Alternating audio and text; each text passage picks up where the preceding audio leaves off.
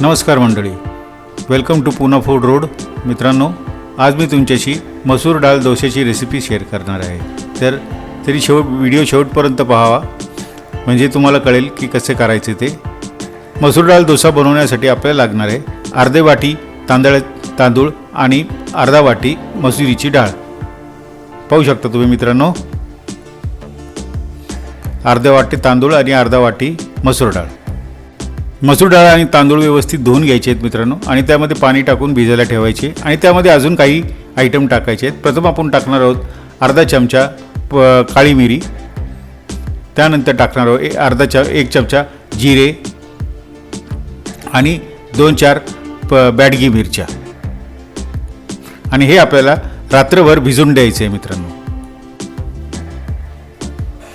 हे रात्रभर भिजले मित्रांनो, पाहू शकता तुम्ही मिरच्या वगैरे फुगून आलेल्या आहेत. आता हे आपल्याला सर्व एका मिक्सरच्या भांड्यात काढून घ्यायचं आहे आणि त्याला ग्राइंड करायचं आहे. आपल्याला एकदम बारीक ग्राइंड करून घ्यायचं आहे. या मिरच्या सकट सगळं आपल्याला मिक्सरमध्ये ग्राइंड करून घ्यायचं आहे. ही सर्व डाळ आपण मिक्सरमध्ये काढून घेतली आहे मित्रांनो. आता त्यामध्ये अर्धा वाटी नारळाचे तुकडे टाकायचे आहेत, किंवा नारळाचं किसही टाकू शकता तुम्ही. आणि हे सगळं पुन्हा आपल्याला ग्राइंड करून घ्यायचं आहे. पाहू शकता तुम्ही, हे आता आपल्याला परत सगळं ग्राइंड करून घ्यायचं. त्यात थोडं पाणी टाकायचं, ते भिजवलेलं पाणी टाकायचं, त्याच्यामध्ये थोडं थोडं करून हे ग्राइंड करायला लागतं. आता ग्राइंड झालेलं आहे.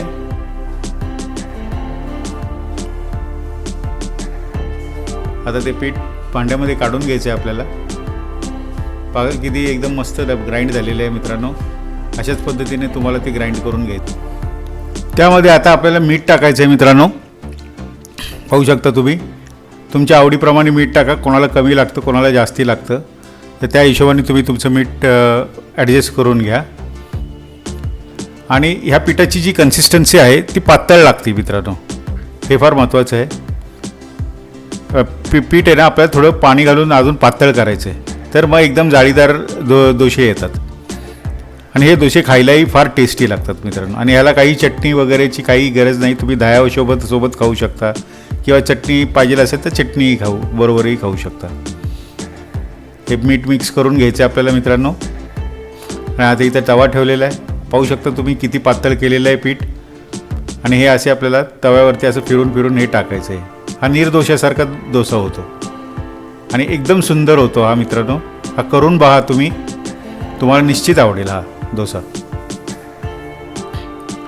पहा, या पद्धतीने टाकून घ्यायचा आहे तो सगळा.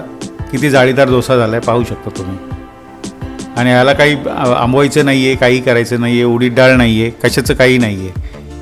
इनो नाही टाकला आपण, सोडा नाही टाकला, काही टाकलेलं नाही. फक्त रात्रभर भिजवलेलं आहे. फक्त रात्री भिजवून ठेवायचं, सकाळी वाटायचा आणि लगेचच डोसे करायला चालू करायचं. 5-10 मिनटामध्ये हा डोसा तयार होतो. आता डोसा टाकला आहे, आता त्याला झाकून ठेवायचं आहे. 1-2-3 मिनटं झाकून ठेवायला लागतो.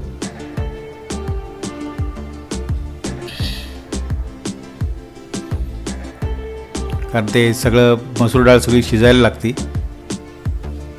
मसूर डाळ तांदूळ हे सगळं शिजायला थोडा वेळ लागतो, त्यामुळे याला व्हायला थोडासा वेळ लागतो, बाकीचं काही नाही. पण एकदा शिजला की तो एकदम व्यवस्थित होतो. पाहू शकता तुम्ही 3 मिनटं लागले मित्रांनो याला होण्याकरता. पाहू शकता तुम्ही किती व्यवस्थित झाला हा डोसा. बघा, एकदम कुठेही चिटकला नाही, काही नाही, एकदम व्यवस्थित निघतो हा. तुम्ही जेवढा जास्ती वेळ ठेवाल त्याला तव्यामध्ये, तेवढा तो जास्ती कुरकुरीत होत जातो. आपण तो थोडा लवकर काढतो आहे इथं दाखवण्याकरता. पाहू शकता किती व्यवस्थित झालेला आहे हा डोसा. त्याला वरनं तुम्ही थोडं तेल टाकू शकता पाहिजे तर, नाही टाकलं तरी चालतं आहे. पण शक्यतो थोडंसं तेल टाकावं म्हणजे चांगलं होतं. पाहू शकता तुम्ही, व्हायला फक्त थोडासा वेळ लागतो, कारण ते मसूर डाळ आणि तांदूळ शिजायला थोडंसं वेळ लागतो ह्याला.